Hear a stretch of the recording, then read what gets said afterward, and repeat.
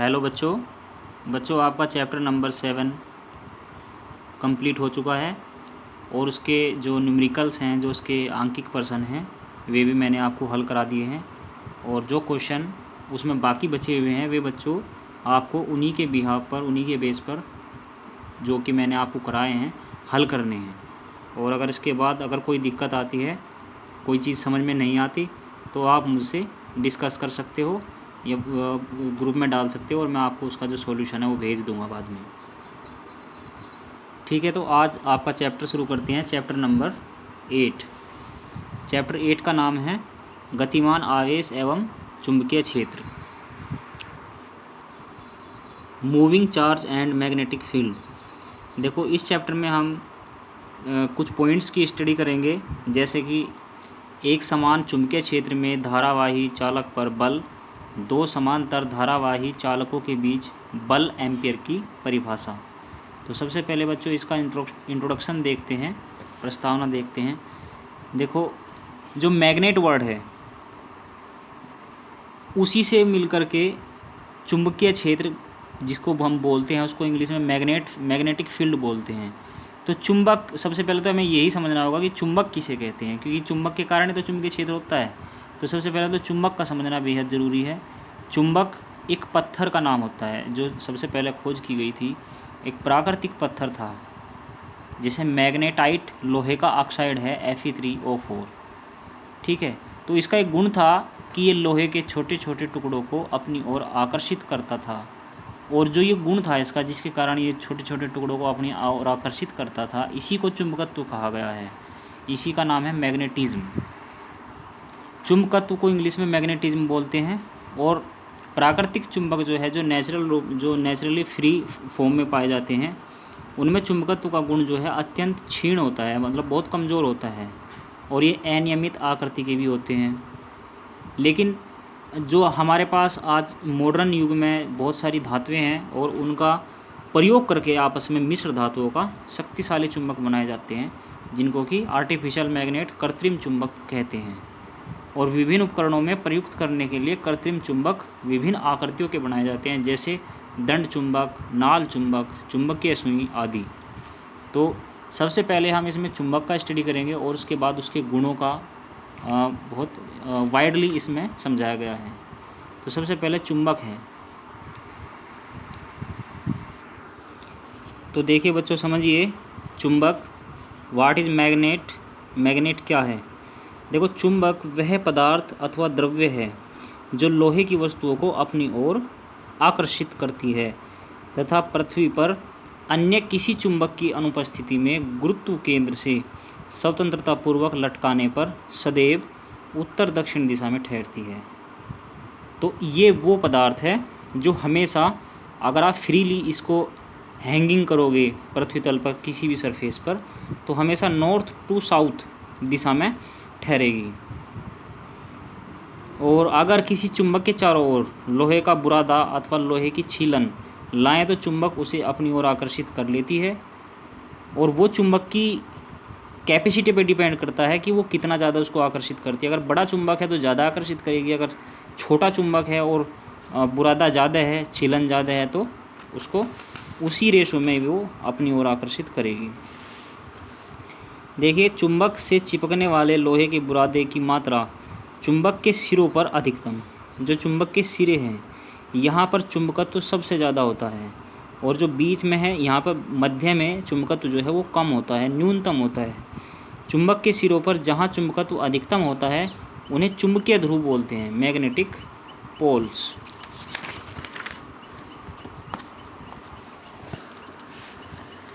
यदि किसी चुंबक को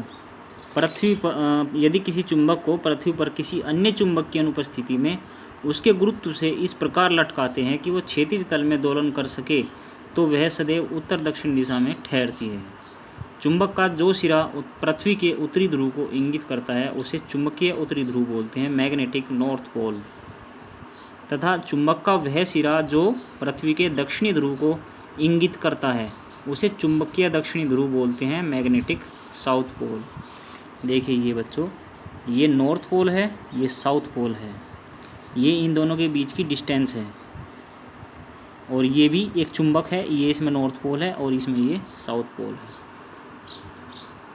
तो चुंबक के गुण ये इम्पोर्टेंट है, एग्जाम में आएगा। चुंबक के गुण, प्रॉपर्टीज ऑफ ए मैग्नेट। तो किसी भी चुंबक में निम्नलिखित मुख्य गुण पाए जाते हैं। नंबर 1, चुंबक लोहे को अपनी ओर आकर्षित करती है, ठीक है। और चुंबक को भी, एक चुंबक लोहे को भी अपनी ओर आकर्षित करेगी और एक दूसरी चुंबक को भी अपनी ओर आकर्षित करेगी। अगर समान पोल्स हैं तो प्रतिकर्षित करेगी, अगर अपोजिट पोल्स हैं तो आकर्षित करेगी।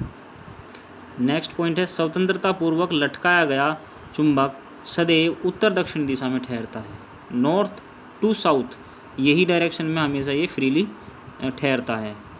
नेक्स्ट है, दो चुंबकों के सजातीय ध्रुव यानी कि एक जैसे लाइक पोल्स के बीच हमेशा प्रतिकर्षण बल तथा विजातीय ध्रुव के बीच आकर्षण बल कार्य करता है। नेक्स्ट पॉइंट है, चुंबकीय पदार्थों जैसे लोहा व लौह अयस्क, कोबाल्ट, निकिल आदि को जब किसी चुंबक के निकट लाया जाता है तो प्रेरण द्वारा इन पदार्थों में भी चुंबकत्व उत्पन्न हो जाता है। अर्थात इंडक्शन के द्वारा जो प्रेरण विधि है उसके द्वारा इन पदार्थों में भी चुंबकत्व का जो गुण है वो उत्पन्न किया जा सकता है। नेक्स्ट पॉइंट है, यदि किसी दंड चुंबक को मध्य से तोड़कर दो अलग अलग भागों में विभाजित कर दिया जाए तो उसके चुंबकीय ध्रुव पृथक पृथक नहीं हो पाते बल्कि एक कंप्लीट चुंबक बन जाते हैं। जैसे मान के चलो हमारे पास एक बड़ा चुंबक है NS, आप इसको बीच में से तोड़िए तो बीच में से तोड़ोगे तो इसको दो टुकड़े हो जाएंगे।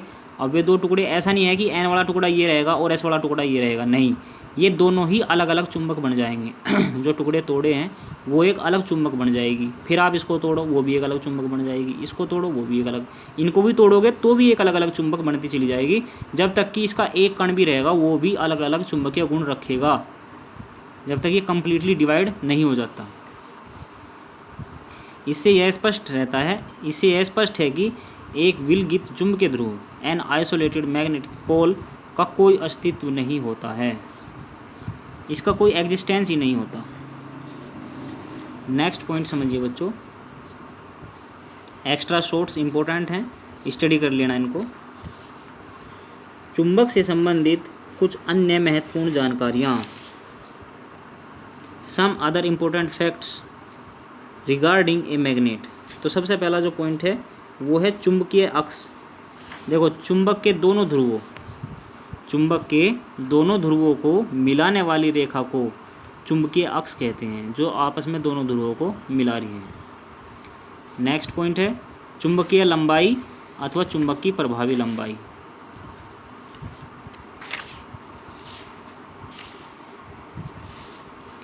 देखिए चुंबक के दोनों ध्रुवों के बीच की दूरी, जो दोनों पोल्स के जो बीच की डिस्टेंस है, चुंबक के दोनों ध्रुवों के बीच की दूरी चुंबक की प्रभावी लंबाई कहलाती है।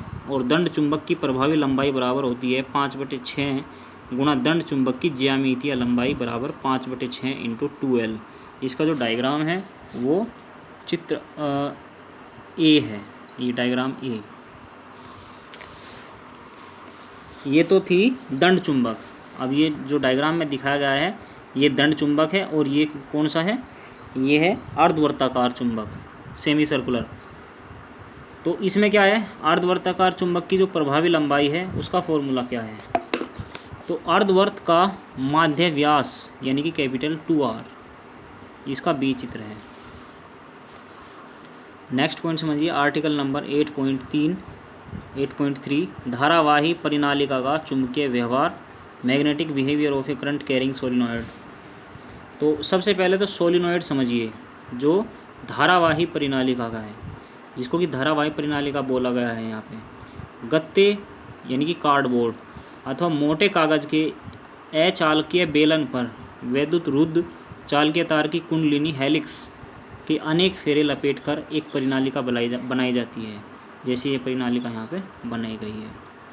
इस परिनालिका में किसी बाह्य वैद्युत स्रोत से जैसे ही धारा प्रवाहित की जाती है तो परिनालिका के भीतर तथा बाहर चुंबकीय क्षेत्र स्थापित हो जाता है और यह निकाय दंड चुंबक की भांति व्यवहार करता है।